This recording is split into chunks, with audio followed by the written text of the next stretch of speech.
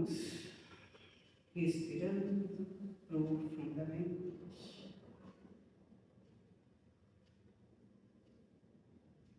Nos deixando envolver com a paz desse ambiente, com essas energias que foram colocadas aqui desde as primeiras horas do dia, especialmente para receber a cada um de nós, da mesma forma que fomos intuídos durante todo o dia a aqui estarmos, reunidos em torno do Evangelho de nosso Mestre Jesus. E assim vamos unindo nossas almas, nossos pensamentos, com os nossos anjos guardiões, esses amigos, companheiros que caminham conosco, que nos trazem boas intuições, que direcionam nossos passos. E assim unidos num só coração, numa simbiose de amor, com o firme propósito de aprendermos os ensinamentos de Jesus, nós vamos mentalizando Jesus, nosso mestre, nosso amigo, nosso irmão. E a Ele possamos dizer: Jesus, no silêncio desta hora, venho pedir-te a paz, a força, a sabedoria. Quero ver o mundo com os olhos cheios de amor, olhar meu irmão com os olhos do amor e da paz, assim como tu mesmo fez. Senhor, cala-me a língua de toda maldade, fecha-me os ouvidos de toda calúnia, a que só de bênçãos eu encho o meu espírito. Quero ser tão bondoso e alegre, para que todos que se aproximarem de mim sinta a tua presença. Jesus, reveste-me de tua beleza, para que eu possa revelar-te a todos. E assim, aconchegados ao coração de Jesus, com o nosso coração repleto de amor, vamos abrindo nossas mentes, o nosso coração, nos colocando à disposição para recebermos o Evangelho da noite de hoje, que a nossa irmã Gislene, com muito carinho, preparou para nós. Jesus, permaneça conosco, vamos amigos centrais, permaneçam sempre ao nosso lado, com esse mesmo carinho. Graças a Deus. Gislene, é com você. Boa noite a todos. Que a paz e o amor de Jesus estejam em nossos corações. Hoje nós vamos falar sobre a lição 27 do Fonte Viva, intitulada Destruição e Miséria. E Emmanuel foi buscar uma frase de Paulo na carta aos Romanos, versículo 3,16, que diz: em seus caminhos há destruição e miséria. Essa mensagem de Emmanuel, ele traz o que acontece conosco quando a gente se distancia da mensagem do Cristo, né? Quando a gente não deixa que o amor dele adentre os nossos corações. Quando isso acontece, ocorre destruição e miséria. E vale lembrar aqui que o ensinamento do Cristo sempre ele fala para o nosso espírito imortal. Então, essa destruição e essa miséria não é do ponto de vista material, e sim do ponto de vista moral. Quando a gente vai analisar um pouquinho o contexto da carta, né? Por que será que ele falou isso, né? O que estava acontecendo ali? Esse trecho específico da carta aos Romanos, Paulo vem trazer a mensagem de que os judeus e os gentios, né, que eram os gentios? todos os outros povos que não eram judeus. Eles eram iguais. Não existe diferença entre as pessoas de uma raça ou de uma etnia e de outra. A diferença maior está nas nossas atitudes, na atitude que cada um faz, não de que raça que eu sou. O fato é, nós estamos no caminho do Cristo ou não. Essa é a única diferença que existe entre nós. Os judeus, naquele momento, eles se achavam privilegiados, né, em relação aos gentios. E Paulo, ele era chamado o apóstolo dos gentios. Por quê? Porque exatamente, assim, uma grande parte dos seus ensinamentos foi exatamente de trazer essa igualdade, né? Para a gente não achar que a gente pertencia a um povo, que a gente era superior. Então, ele é conhecido como o apóstolo da gentilidade. E aí ele trouxe o conceito que Jesus não tinha vindo só para os judeus, porque os judeus achavam que Jesus era o rei dos judeus. E aí ele vem exatamente não. Né? Todos aqueles de boa vontade que querem podem seguir.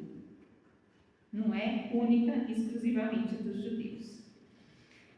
Então eu vou trazer alguns versículos um pouquinho antes para a gente poder contextualizar. Aí Paulo dizia, a partir do versículo 9: pois que somos nós mais excelentes? De maneira nenhuma, pois já dantes demonstramos que tanto os judeus como os gregos, todos estão debaixo do pecado. Como está escrito, não há um justo, nenhum sequer. Naquela época, pecado, a palavra pecado, né, hoje a igreja que trouxe essa versão de quando a gente peca, porque a gente está fora dos ensinamentos de Jesus, mas a palavra pecado lá na origem era errar o alvo. Né? E todos nós, vez por outra, ou por outra vez, a gente erra o alvo. Né? A gente, no nosso grau evolutivo, é muitíssimo difícil a gente agir sempre nos ditames do amor de Cristo, né? Nas regras do amor do Cristo. O amor do Cristo é algo tão sublime que, assim, a gente ainda não tem uma noção muito exata disso. Por quê? Porque a gente tem o exemplo do amor individual. Então, eu amo meu filho, eu amo meus pais, eu amo meu marido. Mas esse não é o amor do Cristo, porque o amor do Cristo é um só, e ele ama a todos, indistintamente. Né? Quem são meus pais, quem são meus irmãos? O que Jesus quis dizer para ele? Não tem essa diferença, porque todos somos irmãos, e ele nos ama indistintamente, nenhum um pouquinho mais do que o outro. Nem que seja que faça as coisas mais direitinho, como que faça as coisas mais erradinho. Os dois, ele ama indistintamente. Então, esse é o verdadeiro amor. A gente está um pouquinho longe disso, mas a gente está no caminho. Um dia a gente vai chegar lá. Isso é uma certeza absoluta. A gente vai chegar lá. Continuando na carta, né? Todos se extraviaram e juntamente se fizeram inúteis. Não há quem faça o bem, não há nenhum só. Nessa mesma carta, no capítulo 7, 19, tem uma frase também que Paulo coloca, que a gente, eu garanto que muitos já ouviram essa frase. Porque não faço o bem que quero, mas o mal que eu não quero, esse eu faço. Ressaltando exatamente a dificuldade que a gente tem. Porque às vezes a gente já sabe né? A gente já sabe que está errado. A gente não quer fazer, mas a gente faz. E a gente sabe o que é o certo. A gente quer fazer o certo, mas não dá conta, né? Mas é só na luta do dia a dia, na tentativa sempre, é que uma hora a gente vai conseguir, né? Igual esportista olímpico, né? Vai, até uma hora que dá conta. Aí ele continua. A sua garganta é um sepulcro aberto, com as línguas tratam enganosamente. Peçonha de áspide está debaixo dos seus lábios, cuja boca está cheia de maldição e amargura. Os seus pés são ligeiros para derramar sangue. A áspide era uma serpente muito venenosa que vivia naquela região. E aqui a gente pode fazer uma associação com a fala de Jesus. A boca fala do que está cheio do seu coração. Então, se o nosso coração está amargurado, está triste, está revoltado, tem ódio, né, tem rancor, a gente nunca vai conseguir falar uma palavra de amor, uma palavra de consolo, uma palavra de esperança para ninguém. Então, e se a gente quer ser amado, quer ser querido, primeiro a gente precisa encher o nosso coração dessas coisas boas. Porque daí a gente vai atrair as coisas boas, as pessoas boas para o nosso lado. E aí ele fala, né, dos pés ligeiros aqui. Se é para falar mal de alguém, 2 começa, daí a pouquinho tem 10, né? Agora, se é para estudar o Evangelho de Jesus, começa com 10 e acaba com 2, né? Então, para fazer o errado, nossos pés são ligeiros, né? Rapidinho. Mas para fazer o certo, é um passinho de cada vez. E aí, então, ele chega na frase, né? Em seus caminhos há destruição e miséria, e não conheceram o caminho da paz, não há temor de Deus diante dos seus olhos. E aqui a palavra temor não significa medo, mas significa respeito às leis de Deus. Porque a gente não tem que ter medo, né? Deus é nosso Pai. Toda bondade, amor, justiça. Não vai ter medo, né? Não. Então não é o medo, e sim o respeito com as leis de Deus. Então, o que Paulo está querendo nos dizer? Que quando a gente não está alinhado com as leis divinas, em nosso entorno vai haver destruição e miséria.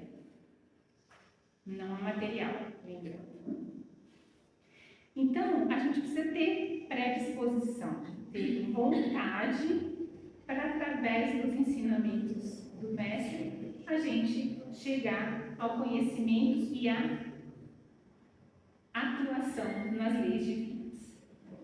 Bom, contextualizando então a carta, vamos para a mensagem de Emmanuel, que começa dizendo: quando o discípulo se distancia da confiança do Mestre e se esquiva à ação das linhas do exemplo que o seu divino apostolado nos legou, preferindo a senda vasta de infidelidade à própria consciência, cava, sem perceber, largos abismos de destruição e miséria por onde passa.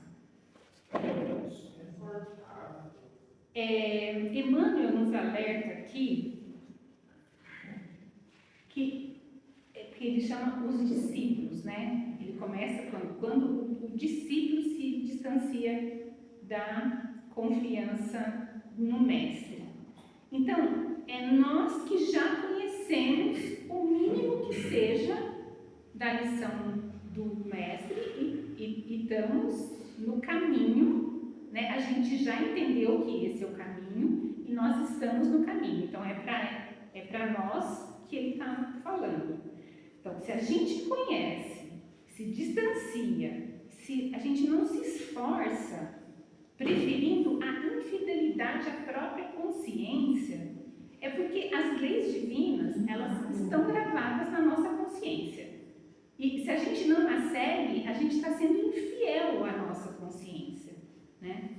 Lá no Livro dos Espíritos, na questão 621, Kardec pergunta: onde está escrita a lei de Deus? Os Espíritos de verdade responde: na consciência. E aí Kardec já emenda: visto que o homem traz em sua consciência a lei de Deus, que necessidade havia de lhe ser revelada? É a resposta: ele a esquecera e desprezara. Quis então Deus lhe fosse lembrada, né? Então, por que Jesus teve que vir trazer tudo isso? Porque a gente deixa as leis de Deus lá de escanteio, lá no cantinho, lá no fundinho da gaveta. A gente não acessa aquilo lá e traz para a nossa vivência, né? Mas ela está lá. E quando a gente não faz isso, a gente está sendo infiel à nossa consciência. E aí, quando a gente faz isso, cavamos largos abismos de destruição e miséria. Vamos entender um pouquinho essa questão de destruição, né? Lá no Livro dos Espíritos também, no capítulo 6, da lei de destruição então é uma lei, Kardec pergunta: é lei da natureza a destruição?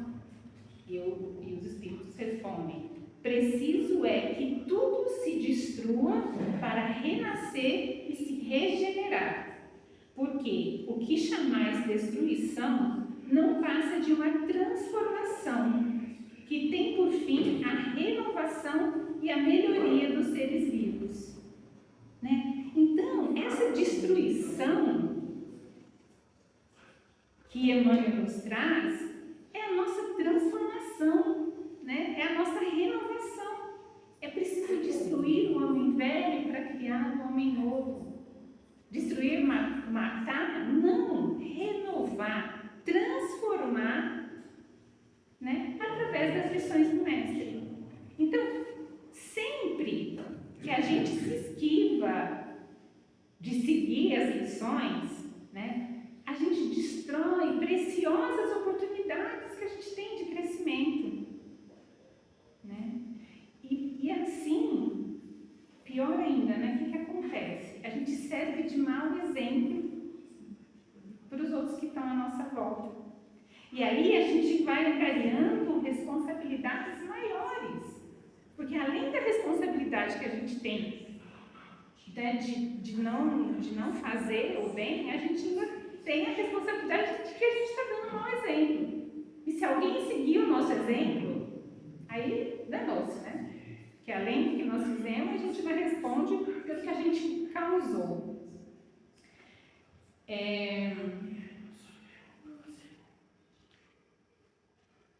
Vocês acham que a transformação é algo fácil? Uma mudança de hábito é algo fácil? Já tentaram parar de comer açúcar? Facinho, né? Eu só falo assim: vou parar e para de comer carne. Começa a fazer uma dieta. Gente, vamos combinar, né? É difícil. E aqui eu estou falando de... Agora, imagina a transformação moral, né? O quanto difícil que é. Mas a gente tem que ter disciplina, determinação, para que a gente possa cada vez mais diminuir, né, essa quantidade de destruição que a gente precisa ter dentro de nós, de transformação. Continuando na 733, Kardec pergunta: entre os homens da Terra existirá sempre a necessidade da destruição, né, da transformação? E os Espíritos respondem: essa necessidade se enfraquece no homem à medida que o Espírito sobrepuja a matéria. Assim é que, como podeis observar, o horror à destruição cresce.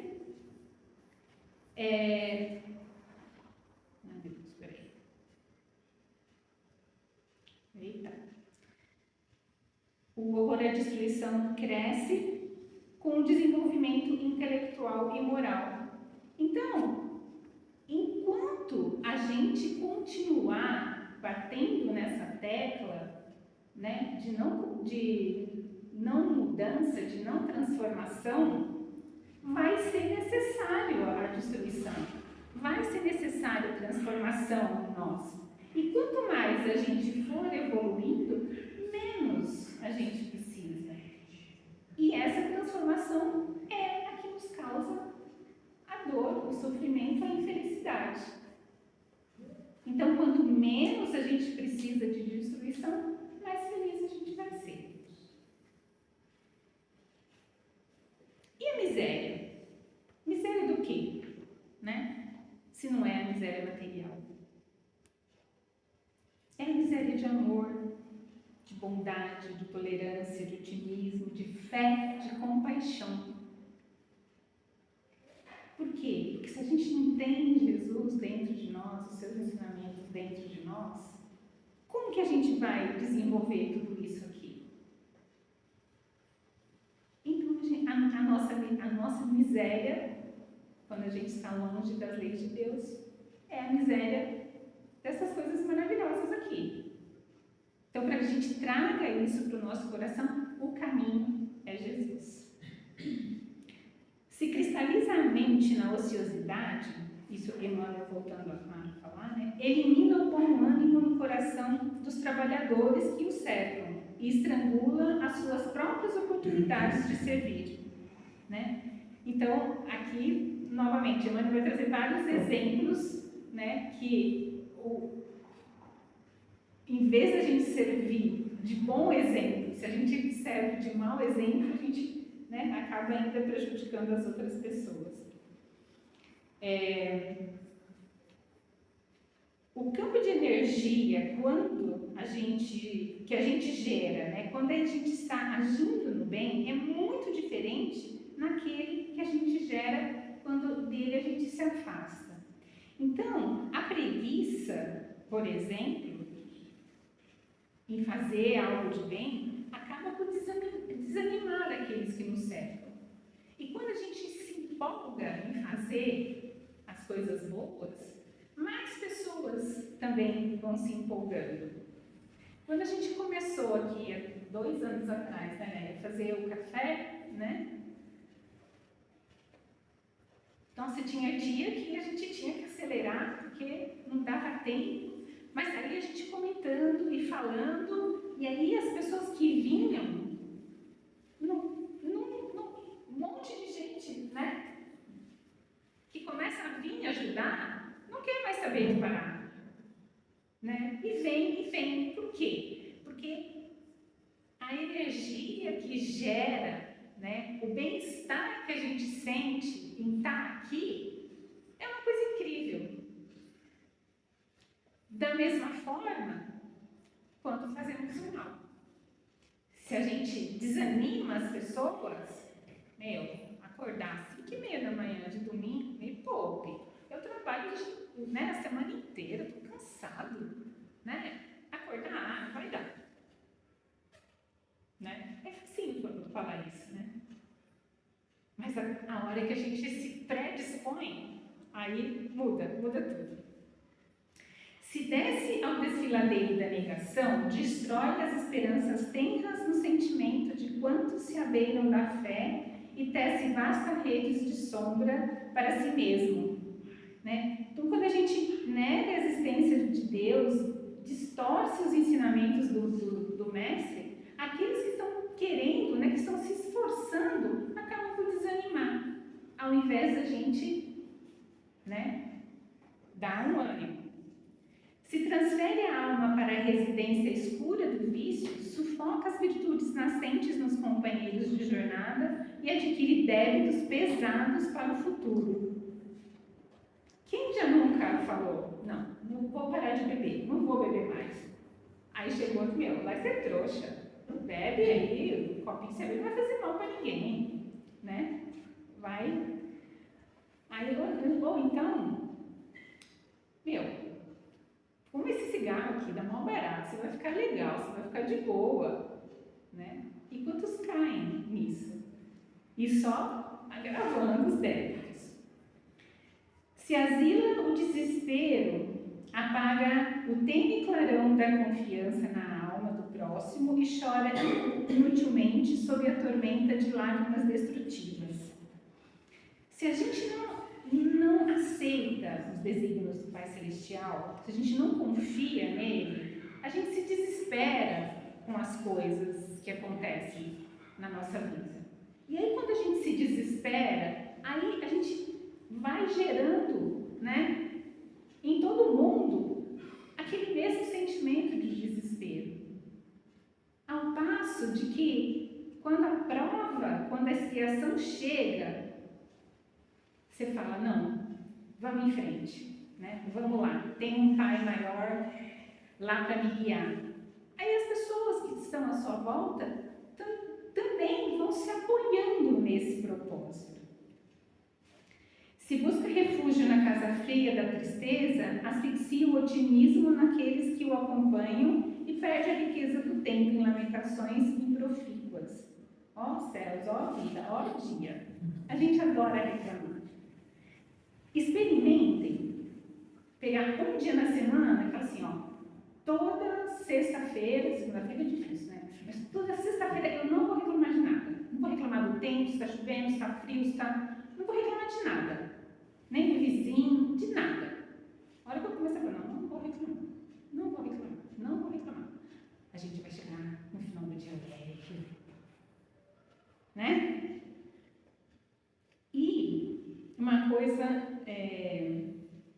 interessante. A reclamação, quando a gente vai reclamando, aquilo vai se transformando numa tristeza. Por quê? Porque está ruim, né? A gente acha que tudo está ruim. Aí a gente vai ficando triste. E aí dessa tristeza, muitas vezes, a gente chega numa depressão. Porque é tanta tristeza e a gente vai chegando numa depressão. Hoje a gente tem 300, segundo a OMS, 322 milhões de pessoas no mundo que sofrem de depressão. Só no Brasil são mais de 11 milhões de pessoas sofrendo depressão. Muitas vezes, não vou te dizer que 100% dos casos, mas muitas vezes se originou uma reclamação que se transformou numa tristeza e que a gente não consegue administrar e o negócio vai indo, virando uma bola de neve até chegar lá na depressão. Né? Sem contar de novo a quantidade de pessoas que a gente leva junto. Né? A determinação divina para o aprendiz do Evangelho é seguir adiante, ajudando, compreendendo e servindo a todos. Estacionar é imobilizar os outros e congelar-se. Revoltar-se é chicotear os irmãos e ferir-se. Fugir ao bem é desorientar os semelhantes e aniquilar-se. Uma coisa que é importantíssima a gente lembrar sempre: tudo está certo. Não existe nada de errado. Jesus é o governador do nosso planeta. Deus é Pai misericordioso e bom e nos ama infinitamente. Tudo o que acontece é para o nosso bem, porque é para o nosso crescimento. Paulo já dizia: dai graças em tudo. Em tudo. Ah, mas eu estou doente, dai graças. Dai graças pela sua doença, porque você está queimando aí alguma coisa que precisa queimar. Ah, mas eu perdi o emprego. Dai graças, porque alguma coisa você tem que aprender. Então, dai graças e vai aprender o que você precisa aprender. Ah, mas não tem mais. Dai graças. E segue em frente, ajudando e servindo. Terminando desventurados, agora mesmo eu vou 5 minutinhos aqui, né? Já a última frase. Desventurados aqueles que não seguem o Mestre, que o encontraram, porque conhecer Jesus Cristo em espírito e viver longe dele é espalhar a destruição em torno de nossos passos e conservar a miséria dentro de nós mesmos.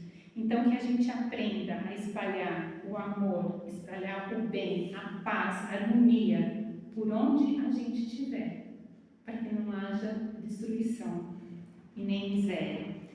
Ajudar e servir, que sejam esses os verbos mais conjugados em nossas vidas. Deus nos abençoe hoje.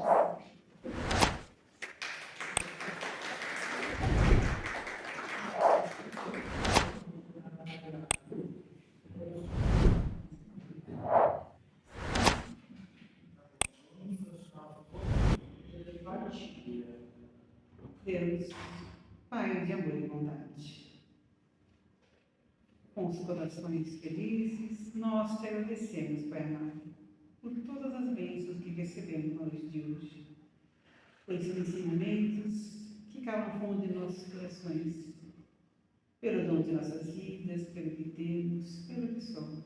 Obrigado, Senhor. E assim, Senhor, agradecidos, queremos deixar aqui nossas vibrações de muito amor.